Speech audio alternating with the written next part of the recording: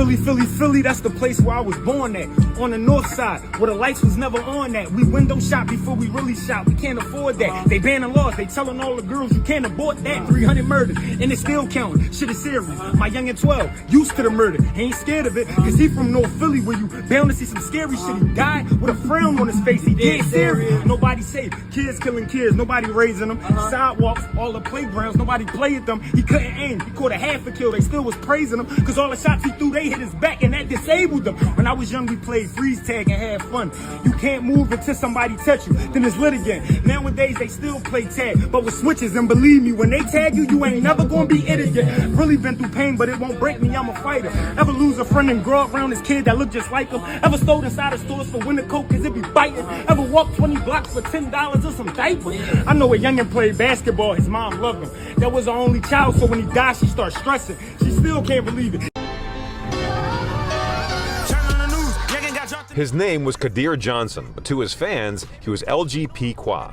The 30-year-old rapper was an up-and-coming artist out of Philadelphia whose life was cut tragically short at this intersection in Juniata Park. I am heartbroken. We spoke with Qua's publicist, Nikki Bagby, who says her client would routinely take time from his schedule to go from school to speak and perform across Philadelphia. To talk about keeping their head up, don't get caught up in these streets. And that's who Qua was. He literally was a voice of this time. Investigators say it was right around 4:45 yesterday afternoon when the 30-year-old rapper and a friend were approached by three men in Juniata Park. Authorities describe the scene as a robbery that ended in violence, with one of the offenders shooting Qua in the chest. He died a short time later at the hospital. Tonight, LGP Qua is being remembered as a young man whose time in prison for previous crimes inspired him to turn over a new leaf. After his release, he started rapping about staying out of trouble and becoming a force for good in the world. He was a young, talented brother who probably the first one in our hood I could think about that spoke positive rap. Standing in front of several teenagers tonight, Anton Morris talking about LGP Qua. The 30-year-old Philadelphia rapper was attacked and shot to death on Mother's Day afternoon near M and Luzerne in Juniata Park. That's why we always continue to press upon y'all to do the right things, be vigilant, stay away from them guns. Moore leads Unity in the Community, an anti-violence organization training at-risk kids on job and life skills. He tells NBC 10 he's known Qua since he performed in 2018 at Moore's South Philly Summer Block Party on 20th Street. Photos show the rapper, known for being the voice of the youth there that day, hanging with friends and state lawmakers. It hit hard because, you know, we don't want to send that message to our young people that if you're doing something positive or if you got some things going on that you get killed. We don't want to see that. We don't want this thing to be normal to our kids in the neighborhood. We obtained exclusive surveillance video showing the moments two men went after the rapper yesterday. It shows the guys going in different directions before going up to a car. You see a quick flash and some sort of struggle before they hop in the car and take off. Investigators tonight aren't saying much about what led up to the crime. People don't want to live around black people. I don't want to live around a bunch of black people. I move to neighborhoods where it's majority white because I know I'm safe. Now, this is uncomfortable reality that no one wants to say, so I'll say it for them. Black people commit a lot of crimes. The majority of the violent crime committed in the United States is committed by a small percentage of people, and they tend to be black men. Look, but the political correctness and being nice and not wanting to tell the truth is... For this made smoother than your smoothest criminal. Shamo, about that money, what we get into. Shamo, about that money, get residuals. Shamo. What it do, people? You're now tuned in. Popovich. Popovich TV. TV. Oh, yeah. We live, we rolling, we unscripted, we authentic, that feeling, back up in here, one more again. So if it's your first time, go ahead and hit the like button, subscribe, hit the notification bell. To everybody else, you already know. Tony, there was no other way. We in the end game now, and we is in the end game, people. And we in the end game because Kool Moe Dee once sung, took a brother's life with a knife as his wife cried because he died a trifling death when he left his very last breath. Why he slept, so watch your step. Back in the 60s, our brothers and sisters would hang. How could you gangbang? I never ever ran from the Ku Klux Klan, and I shouldn't have to run from a black man because that's self-destruction. You're headed for self-destruction. And also on the record, Dougie Fresh said, this is no doubt all about to stop violence. But first, let's have a moment of silence. Swing. Things been stated, re-educated, evaluated. Thoughts from the past have faded. The only thing left is the memories of our belated. And I hate it when someone dies and get all worked up for a silly gold chain from a chump. Word up. It don't make you a big man and to want to go and dish your brother man, and you don't know that's part of the plan. Why? Because rap music is in full demand. Understand? Self-destruction. You're headed for self-destruction. Yeah, for those that may be a little, young and you don't know about the song, that song came out in 1989, the number, Another Summer. Say it with the funky drummer. And yes, Public Enemy was also on the song, along with Heavy D, rest in peace, D Nice, KRS One, Miss Melody, Just Ice, etc. Classic song coming out in 1989. You know what I'm saying? The same year that Fight the Power, Public Enemy, and Do the Right Thing movie with Spike Lee came out. Shout outs to Brooklyn. And in 2025, we are still singing the same old song. Y'all see what the title was about, and you see the thumbnail. Rest in peace to LGP Qua, you know what I mean? The young brother, talented brother coming out of Philly. Condolences to his family. Rest in peace to him, and may the Most High have mercy. Now, if you rock with Popovich TV, I appreciate you. Hit the like button, hit the subscribe button. But you know I often plainly, but I'm not, say that Chicago was one of the worst places on the planet Earth. And I would never go to Chicago. I never would visit Chicago. If I had to stop over on the plane and they wanted to stop on the airport at Chicago, I'm not booking the flight. Well, I said that to say Philly might be moving up to number one, and I might have to take Chicago off.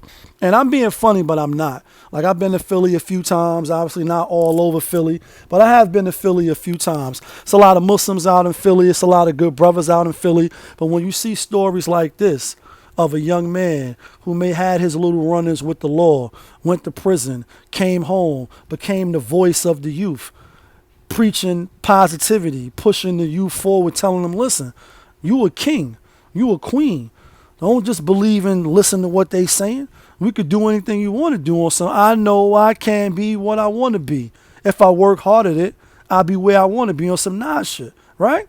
And, to hear that he lost his life on Mother's Day, I know I don't celebrate Mother's Day, to go to the store, whatever, how the story goes. He left to go get something, supposed to come back, and obviously he never came back. And as a person that follows the Islamic faith, we know that anytime we walk out the door, anytime you lay down, anytime you do pretty much anything, your clock could stop or your TV could get turned off, right? Because you could have a heart attack, you could have a stroke, anything could happen. Your clock could just stop working. And that's the reality. You can run from it, you could dread it, but destiny arrives all the same. But the reason why I put Marion from Fresh and Fit, just that little snippet, because he's been going viral, these last couple days. A lot of people getting at him. He got a lot of haters, right or wrong. I won't even get into all that.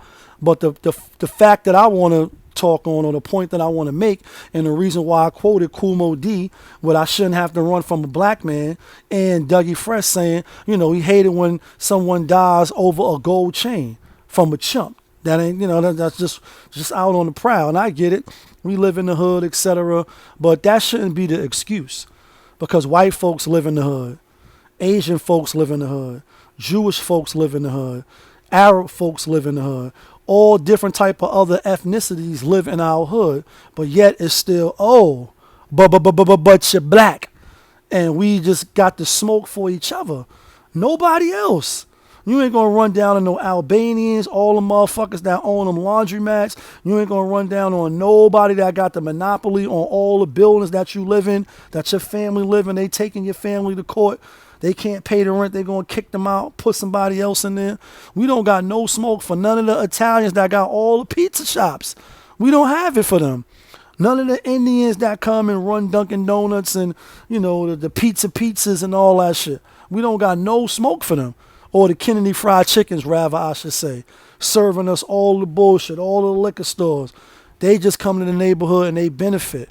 and we don't benefit. And the smoke is just for one another. And that's weak, especially coming from people that's supposed to, believe in the Most High. And I get it.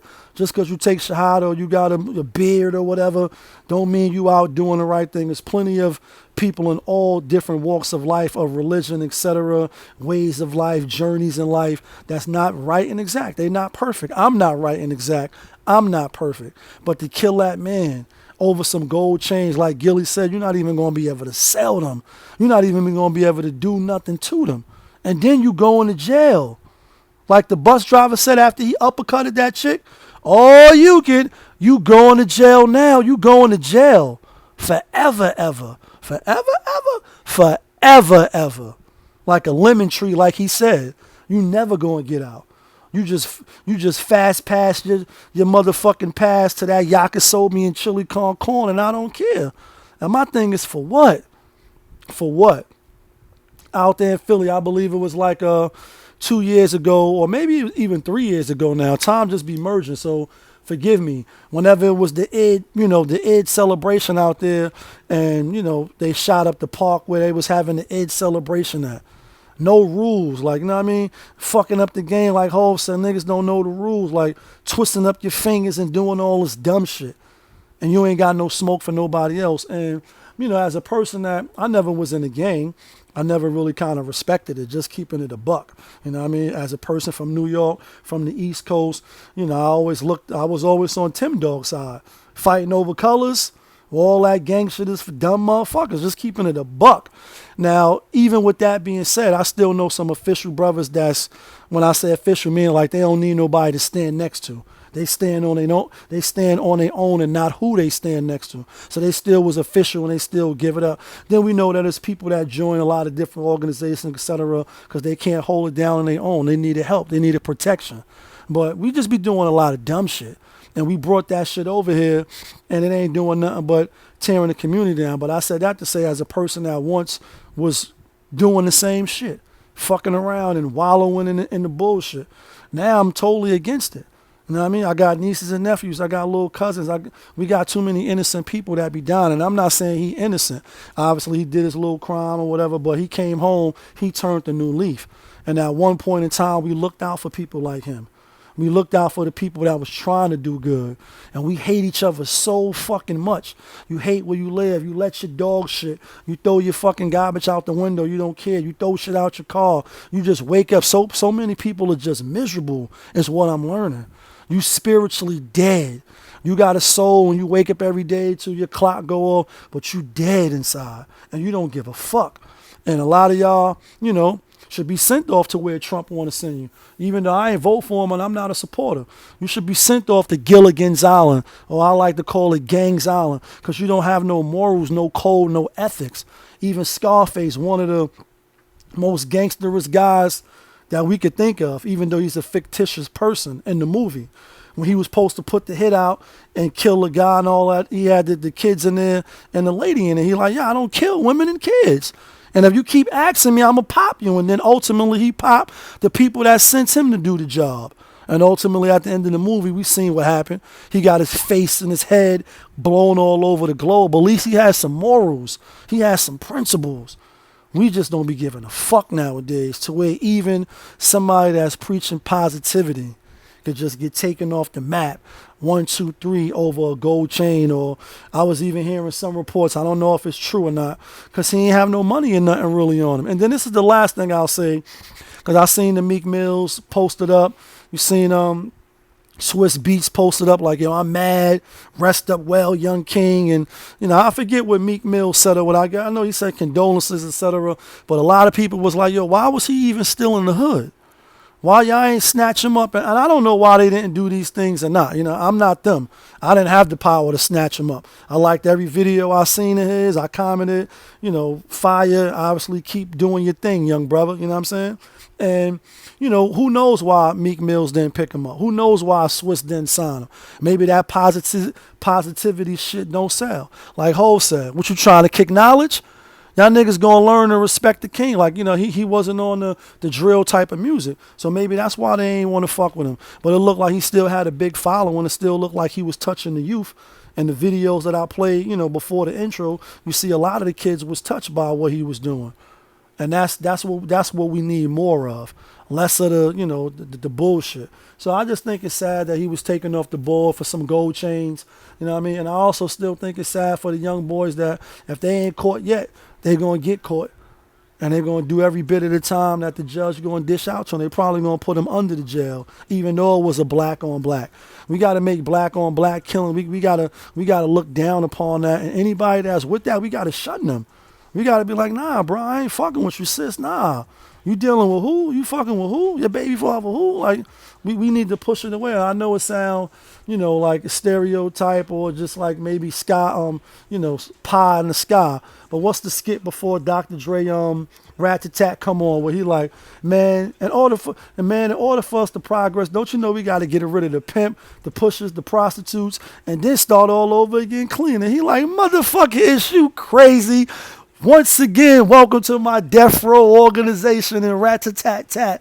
I get it. We from the hood. I'm from the hood. But when do we change that? Because we doing the Ku Klux Klan job.